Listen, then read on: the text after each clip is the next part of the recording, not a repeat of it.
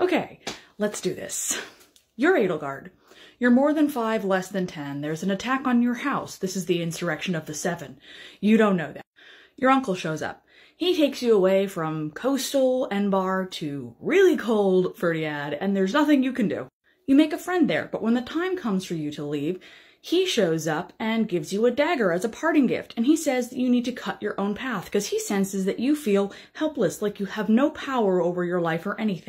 And then when you do get home, you're brought to the basement where your siblings presumably already are. Some of them could be dead or crazy already, but when the experimentation is at a conclusion, they are all dead or insane.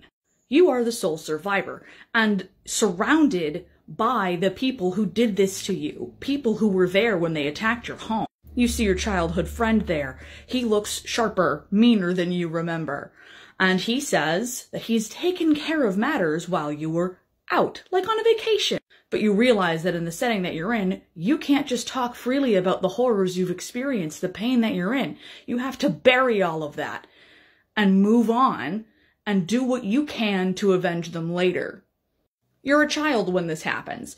So over the course of many years, you start to put together these different thoughts of how you can avenge your siblings and the things that happened to you. Lucky for you, your childhood friend happens to be a spy master. That's probably fine. But the more you uncover about the people who did this to you, the more you realize they've been doing it unchecked for generations. You learn about House Ordelia, which never really recovered, and now only has one survivor, just like you. The church never issued any aid, never investigated, never lifted a finger to help House Ordelia, which at the time was basically between countries, so no countries intervened either.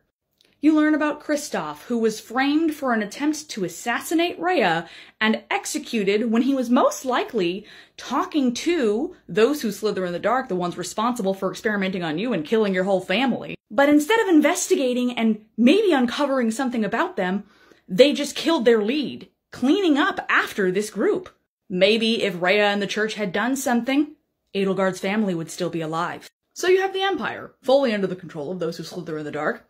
The kingdom, which is fully under the control of the church, and then you have the alliance, which has no clear leader, and then when it does have a clear leader, he just manifested from nowhere. You have no intel on him, he could be one of those who slither in the dark, he could be another agent, you just don't know. You can't trust anyone. You and I, as the players, know that she would have been able to have other options. She didn't have that luxury. That is called the curse of knowledge. It is an actual psychological thing. Look it up. You're allowed to dislike her. Other people are allowed to like her. Or be neutral on her. You don't have to act like you're morally superior because you dislike Edelgard.